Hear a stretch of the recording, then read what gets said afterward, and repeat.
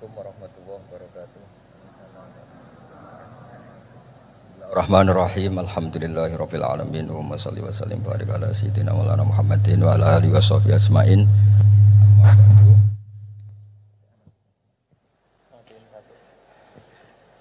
Alhamdulillah di ngaji bareng juga enggak ngerti polanya juga.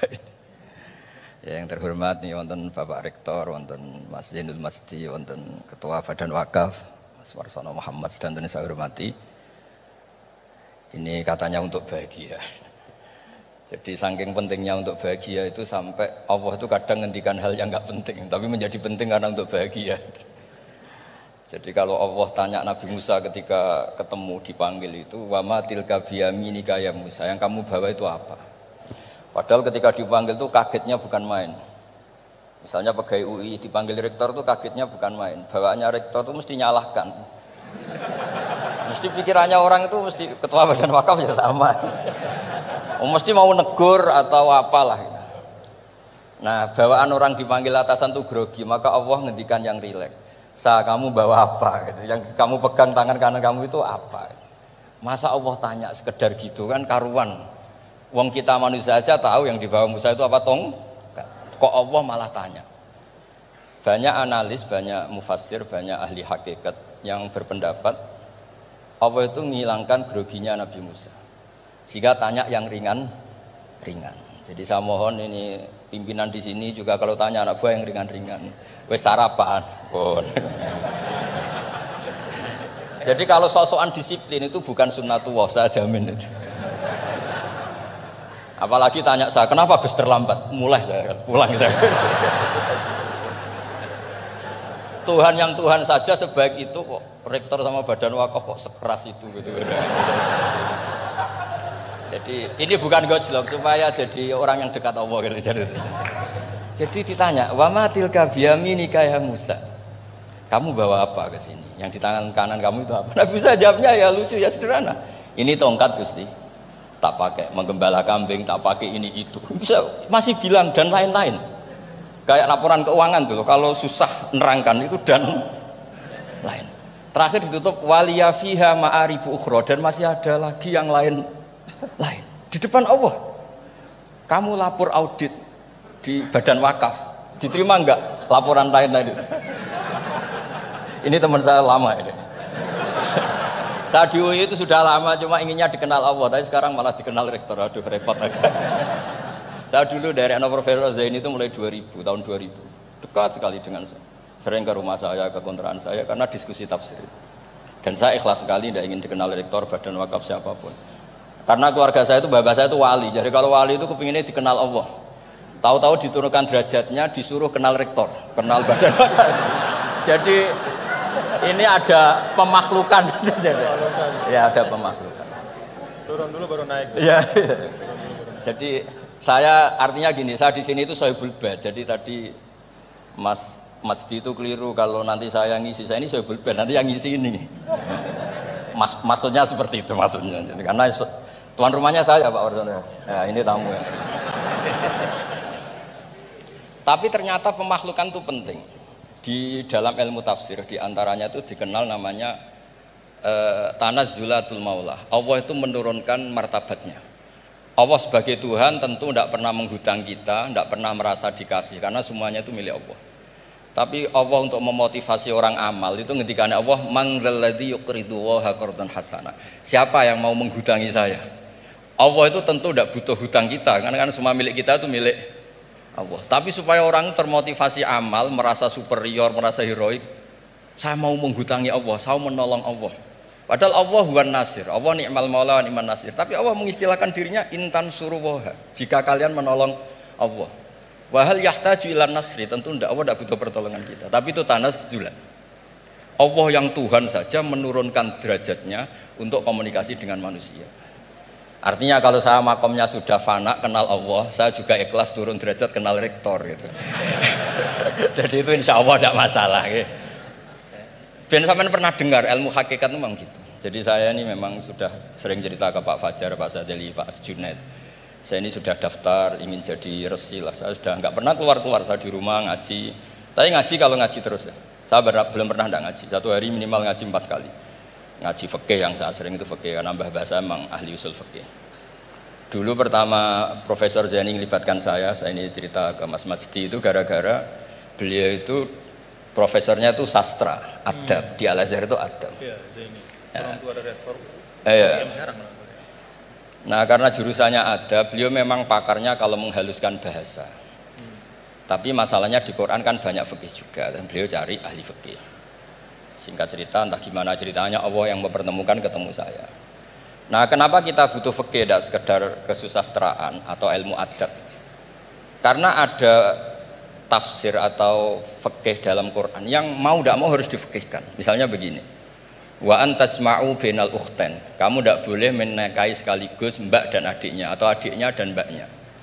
Jika Anda berpikir Quran itu hanya Quran, maka berarti apa boleh menikahi misalnya Sri dengan buliknya, Sri dengan budenya.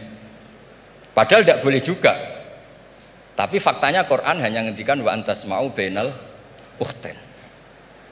Sebab itu zaman Rasulullah SAW sugeng itu nambahi wala binal mar'ati wa ammatiha wala binal mar'ati wa kholatiha. Juga tidak boleh menikahi Sri dan budenya atau Sri dan buliknya. Dan kebetulan Nabi itu tidak menambahkan wala binal mar'ati wa jaddatiha. Karena kayaknya itu nggak usah dilarang, ya sudah lucu aja gitu. Masa kamu nikahi perempuan umur 17 terus minat mbahnya umur 70.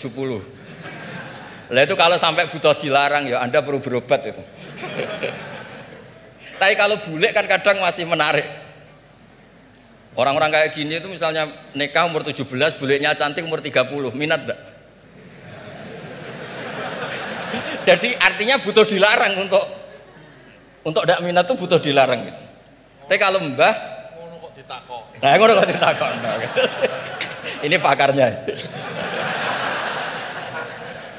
Ini tetangga saya orang Bojonegoro, dulu benderanya Profesor Zaini juga. Artinya andai kan tidak ada usul fikih ini mimbabi itlaqil ba'di wa iradatil qul. Meskipun usul fikih itu yang menginduk ilmu balaghah, ilmu ini itu. Jadi Allah menyebut bainal ukhtain artinya diganti bainal mahromain. Jadi ukhtain itu ibaratun atau itlaqul ba'di, yaitu ukhtain mewakili kata mahromain. Dua perempuan yang punya hubungan mahram tidak boleh dinikah bersamaan untuk orang-orang yang poligami.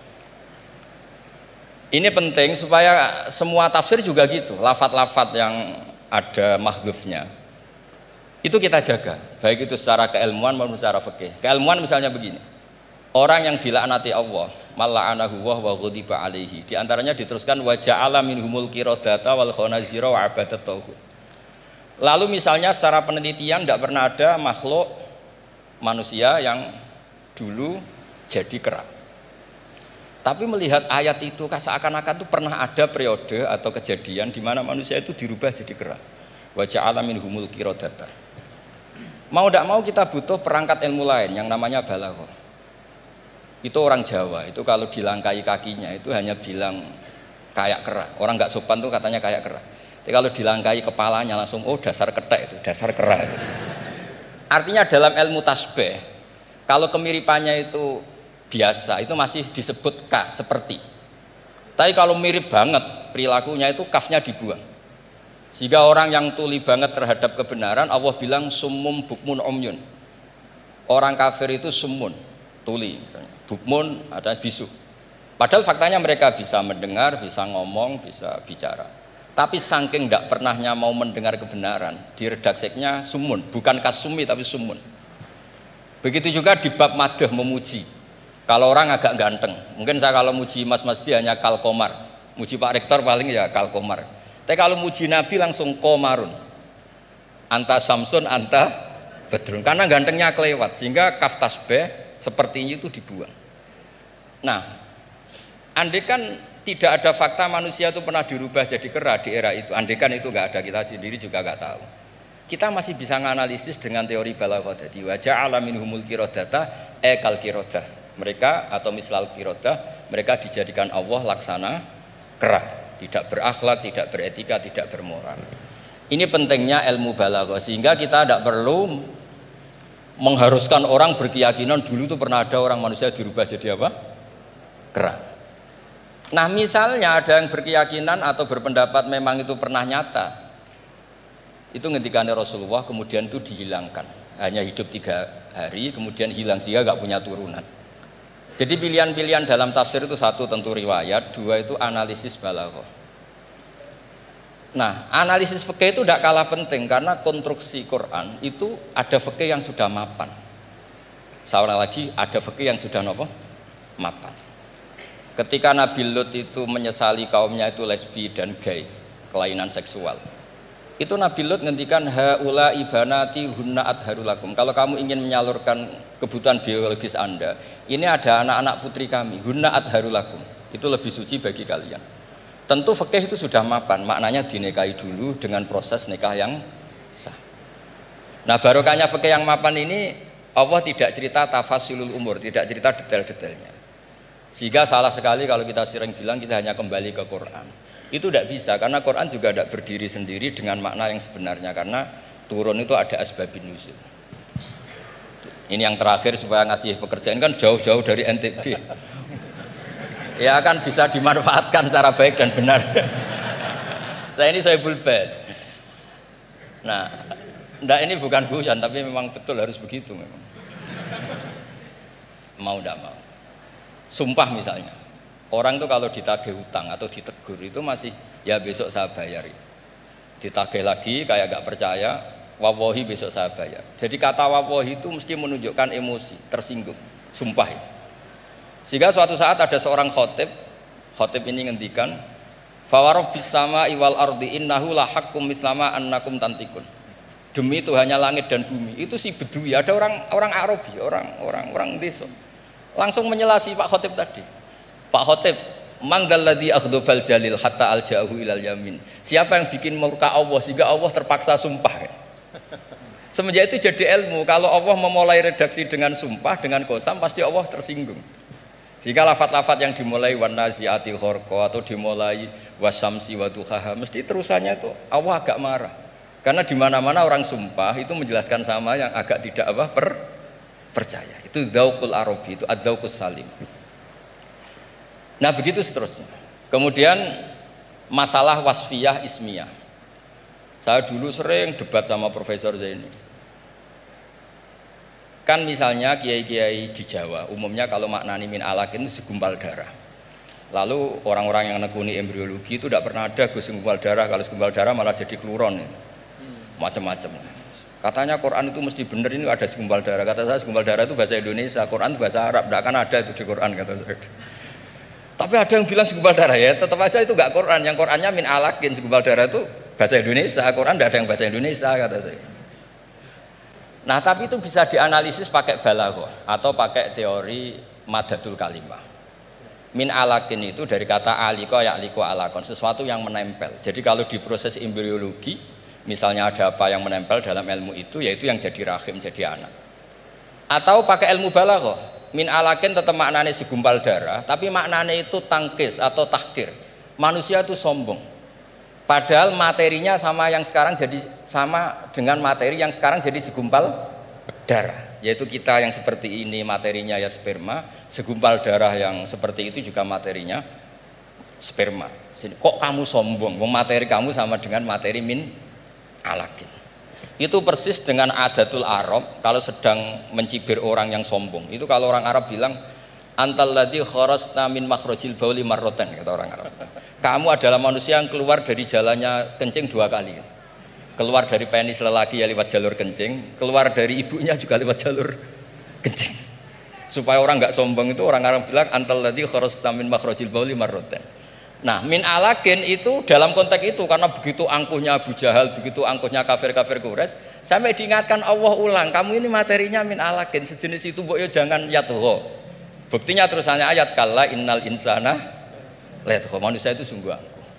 Nggih niki pun deal nggih, jenengan harus sepakat saya ini Sohibul Bait sama Pak Warsono sama Pak Rektor, ini tamu yang diundang untuk ceramah tafsir. Kalau ndak berarti asawaha wa rasulullah.